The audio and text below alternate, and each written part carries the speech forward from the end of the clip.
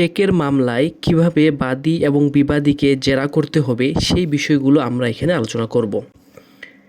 প্রথমে আমরা চেকের মামলায় সাক্ষীকে কী জেরা করা হবে সেই বিষয়গুলো দেখব, সেই প্রশ্নগুলো দেখব।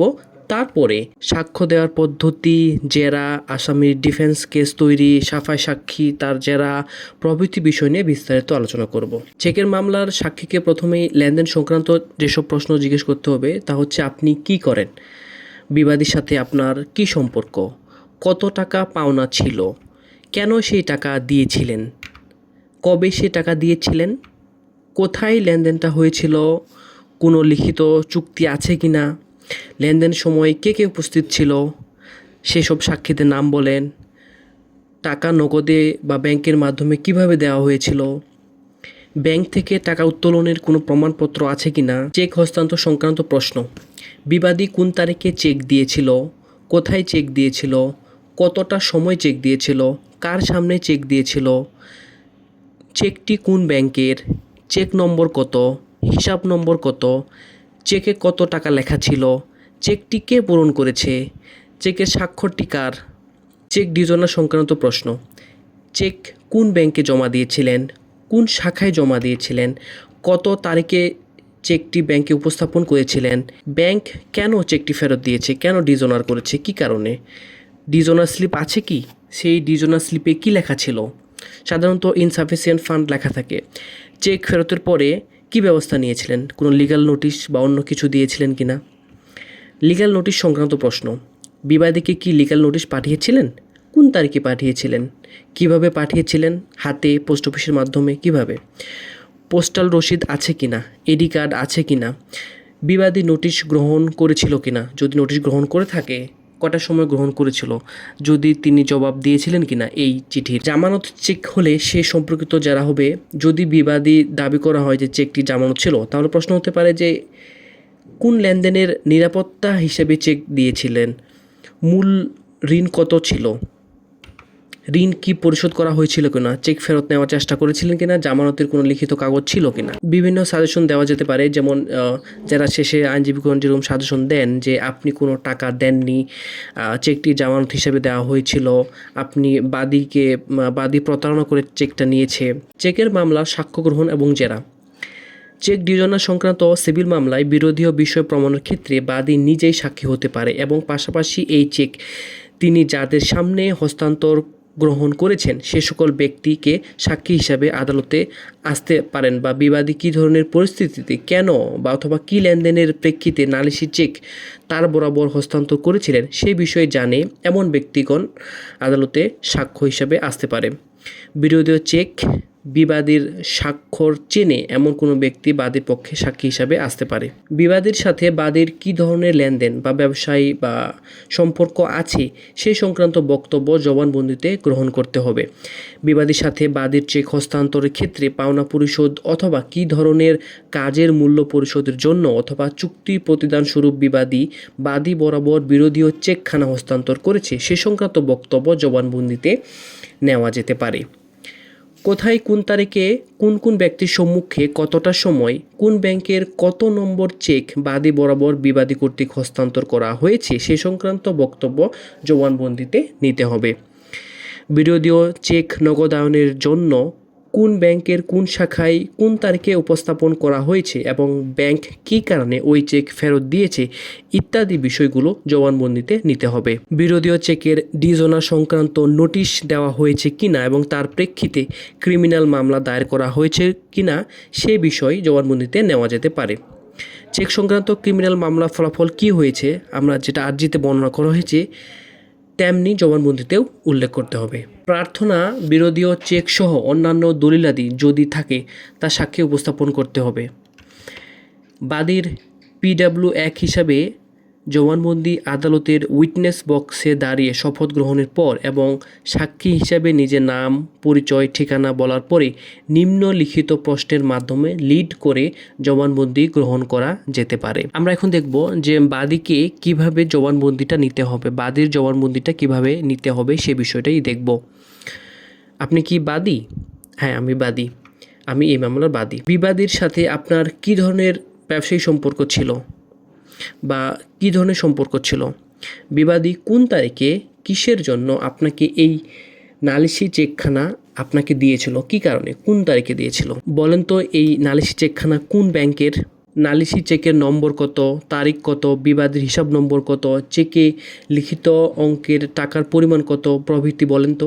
নালিশি চেকখানা কি আপনি কোন কোন ব্যাংকে উপস্থাপন করেছিলেন, কোন তারিখে নালিশি চেকখানা ব্যাংকে উপস্থাপন করেছিলেন, ব্যাংক কী কারণে নালিশি চেক ফেরত দিয়েছিল, আপনি কি বিবাদী বরাবর পাওনা দাবি করে কোনো লিগ্যাল নোটিশ দিয়েছিলেন, কোন তারিখে বিবাদীকে লিগ্যাল নোটিশ দিয়েছিলেন, কিভাবে নোটিশ প্রদান করেছিলেন, বিবাদী কি নোটিশে জবাব দিয়েছিল, আপনি কি বিবাদীর বিরুদ্ধে চেক ডিভিশনের মামলা করেছিলেন, বিবাদী আমার টাকা পরিশোধ না করায় আমি এই মামলাটা করেছি।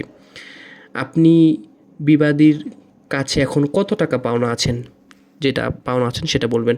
আপনি আদালতের কাছ থেকে কি চাচ্ছেন, আপনি আদালতের কাছ থেকে বিচার চাচ্ছেন। তো এইভাবে জবানবন্দি নেওয়া শেষ হলে বাদীর প্রমাণস্বরূপ দালিলি সাক্ষ্য, বিরোধীয় চেক 1 প্রদর্শনী 1, ডিজোনা স্লিপ প্রদর্শনী 2, লিগ্যাল নোটিশ প্রদর্শনী 3, পোস্টাল রসিদ প্রদর্শনী 4, প্রাপ্তির স্বীকারপত্র বা প্রাপ্তি রিজেক্ট হয়েছে সেই স্বীকারপত্র 5 এবং এডি কার্ড ইত্যাদি যদি থাকে সেগুলোকে আদালতে প্রদর্শন হিসাবে উপস্থাপন করতে হবে। চেক লেনদেন সংক্রান্ত অথবা চেক সংক্রান্ত কোনো ধরনের লেনদেন বা পাওনা পরিশোধ হলে সেই সংক্রান্ত কোনো স্ট্যাম্প বা অন্য কোনো দলিল থাকলে তা সাক্ষ্যে টেন্ডার করতে হবে এবং সেগুলো প্রদর্শনী মার্ক করার জন্য আদালতের নিকট বিনীত প্রার্থনা জানাতে হবে যে এই প্রদর্শনীগুলোকে মার্ক করেন। এরপর সাক্ষীকে জেরা করার জন্য প্রতিপক্ষের উকিলের নিকট ছেড়ে দিতে হবে। সাক্ষী যেন বুঝে শুনে উত্তর দেয় সে বিষয়ে সতর্ক করতে হবে। এবার আমরা দেখব যে আসামি পক্ষে কী কী ডিফেন্স তৈরি করতে হবে, যে বাদী যে চেকখানা পেয়েছে কী কারণে পেয়েছে সেই ডিফেন্সটা তৈরি করতে হবে এবং সেই ডিফেন্সের আলোকে জেরা করার জন্য ডিফেন্স তৈরি করতে হবে। এখন আমরা দেখি কী কী ডিফেন্স তৈরি করা যেতে পারে। বিবাদী জামানত হিসাবে চেক হস্তান্তর করে থাকলে সেটি হবে অন্যতম ডিফেন্স। বিবাদী চেক হস্তান্তর করেছেন কিন্তু সেই চেক লেনদেনের যে প্রেক্ষিতে করেছিলেন এবং তার কোনো প্রতিদানই তিনি পাননি, এরকম একটা ডিফেন্স হতে পারে। যে চুক্তির প্রেক্ষিতে বিরোধী চেক বিবাদী হস্তান্তর করেছিলেন সেই লেনদেনটি ছিল অবৈধ অথবা চুক্তিটি ছিল অসৎ উদ্দেশ্যে, এটাও একটা ডিফেন্স হতে পারে। যেমন বিবাদী চাকরি দেওয়ার নাম করে চাকরি গ্রহীতার নিকট থেকে গৃহীত অর্থের জামানত স্বরূপ অথবা নিশ্চয়তা স্বরূপ যে চেক দেওয়া হয়েছিল সেটির অর্থ দাবি করে বাদী মামলা দায়ের করেছেন। চাকরি দেওয়ার নামে গৃহীত অর্থের জামানত স্বরূপ যদি কোনো চেক বাদীকে দিয়ে থাকেন তাহলে সেই লেনদেনটি একটি অবৈধ লেনদেন এবং সেই লেনদেনের প্রেক্ষিতে যদি বিবাদী কোনো চেক হস্তান্তর করে থাকে তাহলে সেই চুক্তিটি একটি অবৈধ চুক্তি এবং এর প্রতিদানও যে চেকটা হস্তান্তর যে প্রতিদানটা সেটাও একটা অবৈধ লেনদেন। এক্ষেত্রে তিনি বাদী প্রতিকার পাবেন না, এটি একটা ডিফেন্স তৈরি হতে পারে। বিবাদী নিকট থেকে প্রতারণার মাধ্যমে বিরোধীয় চেক গ্রহণ করা হয়েছিল সেটি হতে পারে বিবাদীর অন্যতম ডিফেন্স। বিবাদী নিকট থেকে কোনো অপরাধের মাধ্যমে অথবা জবরদস্তি করে বাদী বিরোধীয় চেকখানা নিয়েছে এরকম একটি ডিফেন্স আসামি নিতেই পারে। বিবাদী হারিয়ে যাওয়া চেক বাদী কুড়িয়ে পেয়েছে এবং সেই চেক দিয়ে বাদী অত্র মামলা দায়ের করেছেন, এটিও একটি ডিফেন্স হতে পারে। আরজিতে উল্লেখিত বিবাদী অন্যান্য উপযুক্ত যে কোনো ডিফেন্স নিতে পারবে। এখন আমরা PW1কে কী কী জেরা করতে হবে সে বিষয়গুলো দেখব।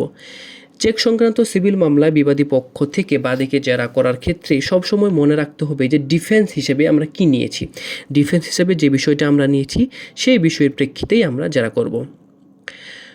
যদি বিবাদীর ডিফেন্স থাকে জামানত হিসেবে চেক হস্তান্তর করেছেন তাহলে বাদীর সাথে বিবাদীর কী ধরনের লেনদেনের প্রেক্ষিতে বা ব্যবসায়িক কারণে বিরোধী চেক জামানত দেওয়া হয়েছিল সেই সংক্রান্ত জেরা করতে হবে। তো এখন দেখা যাক কী কী প্রশ্ন জিজ্ঞেস করতে হবে।